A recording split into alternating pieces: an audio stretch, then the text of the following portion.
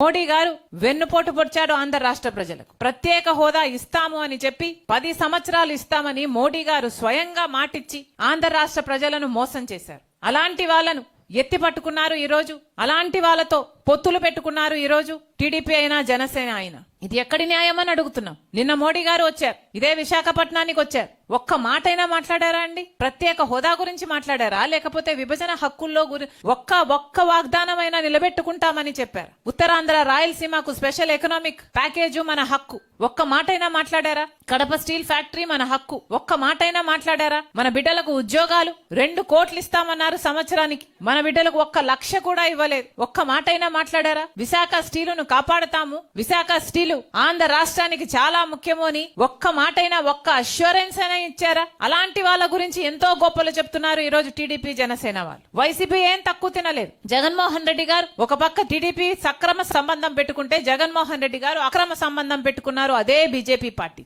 ఈ రోజు జగన్మోహన్ రెడ్డి గారిని ప్రశ్నిస్తున్నాం. మోడీ గారు మన రాష్ట్రానికి వచ్చారు, ఒక్క మాట ప్రత్యేక హోదా గురించి మాట్లాడలేదు, విశాఖ స్టీల్ గురించి ఒక్క మాట అష్యూరెన్స్ ఇచ్చి పోలేదు. మరి ఎందుకు ఊరుకున్నారు అని అడుగుతున్నాం. ఎంతమంది దళితులు మీకు ఓట్లేశారు? మీకు గొప్పగా చెప్పుకుంటున్నారు కదా మీకు పర్సెంటేజ్ వచ్చింది, ఎంత పర్సెంటేజ్ వచ్చింది అని. వాళ్ళలో దళితులు లేరా, ఎస్టీలు లేరా, బీసీలు లేరా? వాళ్ళు ఓట్లేస్తే కదా మీకు ఆ మాత్రమైనా వచ్చింది. మరి ఓట్లు వేపించుకొని కూడా రాజశేఖర రెడ్డి గారి వారసుడు అయ్యుండి కూడా అదే బీజేపీ పార్టీతో ఎందుకు అక్రమ సంబంధం పెట్టుకున్నారని అడుగుతున్నాం. ఈ రోజు వరకు కూడా అక్రమ సంబంధం కొనసాగుతూనే ఉంది కదా. రాజశేఖర రెడ్డి గారు ప్రతి సందర్భంలోనూ బీజేపీ పార్టీని వ్యతిరేకించిన వాళ్ళు. ఎందుకంటే బీజేపీ పార్టీ ఒక మతతత్వ పార్టీ కాబట్టి. ఎందుకంటే బీజేపీ పార్టీ మతం పేరుతో, కులం పేరుతో చిచ్చు పెట్టాలి, ఆ మంటలో చలి కాచుకోవాలి. ఇదే బీజేపీ పార్టీకి తెలిసిన రాజకీయం కాబట్టి. బీజేపీ పార్టీ సిద్ధాంతం దేశ సంపదనంతా దోచిపెట్టి అదాని లాంటి వాళ్ళకి పంచిపెట్టారు. అందుకని రాజశేఖర రెడ్డి గారు వ్యతిరేకించారు. బీజేపీ అనుసరిస్తున్న వ్యవహారం ప్రభుత్వ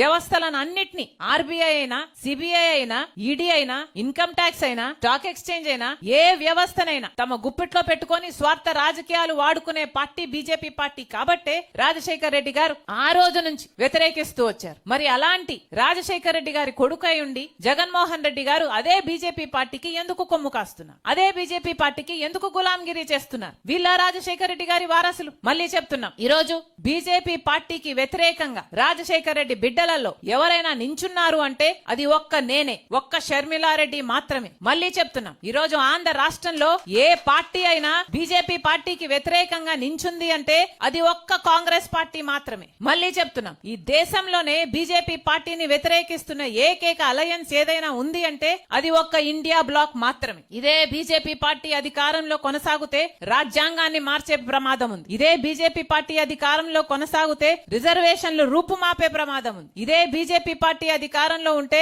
దేశ సంపదను మొత్తం అదాని లాంటి వాళ్లకు దోచిపెట్టే ప్రమాదం ఉంది. మన దేశాన్ని రక్షించుకోవాలంటే ఈ రోజు కాంగ్రెస్ పార్టీ అవసరం. రాజ్యాంగాన్ని రక్షించుకోవాలి అంటే ఈ రోజు కాంగ్రెస్ పార్టీ అవసరం. మహాత్మా గాంధీని, అంబేద్కర్ గారిని గౌరవించే పిలుపు. అందుకే చెప్తున్నాం, మళ్ళీ ఒకసారి డిమాండ్ చేస్తుంది కాంగ్రెస్ పార్టీ. ఇంత ఘోరంగా అంబేద్కర్ గారిని అవమానించిన బీజేపీ అయినా, అమిత్ షా అయినా క్షమాపణలు చెప్పాలి. అమిత్ షా గారు రాజీనామా చేయాలని, రాజీనామా చేయకపోతే మోడీ గారు ఆయన మంత్రివర్గం నుంచి తొలగించాలని డిమాండ్ చేస్తుంది కాంగ్రెస్ పార్టీ.